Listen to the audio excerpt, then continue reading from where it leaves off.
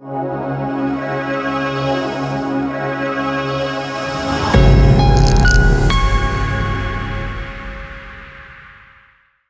And अस्सलाम वालेकुम। आप जिस भी चीज़ को रिपीटेडली करते हैं वो चीज़ आपकी आदत बन जाती है। आम छोटी मोटी मामूल की चीज़ें भी हो सकती हैं और बड़ी बड़ी चीज़ें भी हो सकती हैं। लाइफस्टाइल भी हो सकता है। जैसा कि एक इंसान जो कि फ़ौज में मुलाजमत करता है, सुबह पीटी होती है, उसके लिए उठना, एक्सरसाइज करना, टाइम पे खाना खाना, टाइम पे सोना और फिर दोबारा अगले दिन वही सारा एक रूटीन को फॉलो करना। बट यही साहब जब फौज से रिटायर हो जाते हैं आमतौर पे तब भी वो उसी तरह की एक रूट फॉलो करते हैं। इसकी वजह ये होती है कि इनिशियली उन्होंने एक हैबिट डेवलप कर ली होती है और बाकी की सारी जिंदगी उनके बाद भी जब कोई कंपल्जन नहीं होती, जब कोई जोर जबरदस्ती नहीं है, जब ये उनकी जॉब का पार्ट अब नहीं है, वो रिटायर हो चुके हैं, बट फिर भी वो उसी लाइफ पैटर्न को और उसी तरह के लाइफ पैटर्न को फॉलो करते हैं। It is against the habit, it is against them now because this habit is now them, they as a person, this is what they are now। ये habits अच्छी भी हो सकती हैं, बुरी भी हो सकती हैं। ये तो एग्जांपल हो गई एक अच्छी हैबिट की, एक एक्टिव लाइफस्टाइल की। बट बहुत सारी हैबिट्स ऐसी भी होती हैं जो कि शायद ठीक नहीं होती, बिकॉज इनिशियली जब ये हैबिट्स हम फॉर्म करते हैं शायद उस टाइम पे इतना ज्यादा सोच समझ के नहीं करते। उनमें से बहुत सारी हैबिट्स ऐसी भी होती हैं जो कि ठीक नहीं होती। मिसाल के तौर पर आपको कभी स्ट्रेस हुआ और स्ट्रेस में आपने स्मोकिंग शुरू कर दी। उस टाइम पे आपको इसका कोई और हल नजर नहीं आया और आपको लगा कि smoking is helping you to cope with stress. किसी भी इंसान ने अगर ये वाली हैबिट डेवलप की टू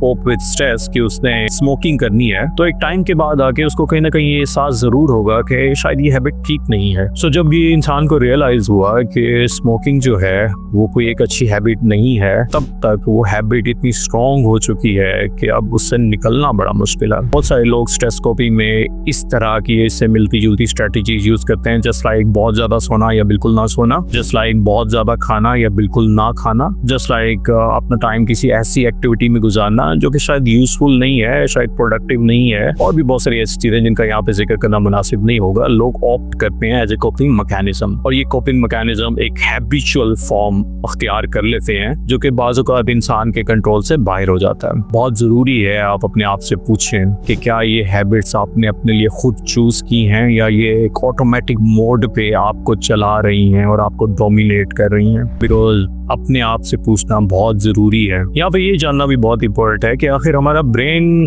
रोज़ाना की बुनियाद पे डिसीजंस क्यों नहीं लेता और हम हैबिट्स क्यों फॉर्म कर लेते हैं। इसका जवाब ये है कि रोज़ाना की बुनियाद पे हमारे ब्रेन के पास बहुत सारे चैलेंजेस होते हैं, तो उसमें बहुत सारे डिसीजंस लेने होते हैं और ब्रेन के पास इतनी एनर्जी नहीं होती कि डेली बेसिस पे वो इतने सारे डिसीजंस ले सके। तो ब्रेन के पास उसका एक अच्छा ऑप्शन होता है, एक ऑल्टरनेट होता है हैबिट, ऐसी चीज़ें जिसके बारे में आपको बहुत ज़्यादा सोचना ना पड़े। सो ये हैबिट एक ऑटोमेटिक बिहेवियर के तौर पे काम करती है। हमारा ब्रेन इसके बारे में कुछ ज़्यादा सोचता नहीं है, क्योंकि जब आपने हैबिट्स फॉर्म की थी उस टाइम पे ब्रेन ने इसके बारे में सोचा और शायद उस टाइम पे किसी ना किसी हद तक ये हैबिट्स आपके लिए काम भी कर रही थी, आपके लिए बेहतर भी थी। बट जाहिर है जो हैबिट्स आपने आज से 5, 7, 10 साल पहले डेवलप की, ज़रूरी नहीं है कि आज भी वो इफेक्टिव हैं, हेल्पफुल हैं और हेल्दी हैं या नॉर्मल भी हैं। तो बहुत ज़रूरी है कि हम अपनी हैबिट्स को रीथिंक करें, अपनी हैबिट्स के बारे में देखें कि क्या वो हमारे लिए काम कर रही हैं या हमारे अगेंस्ट काम कर रही हैं।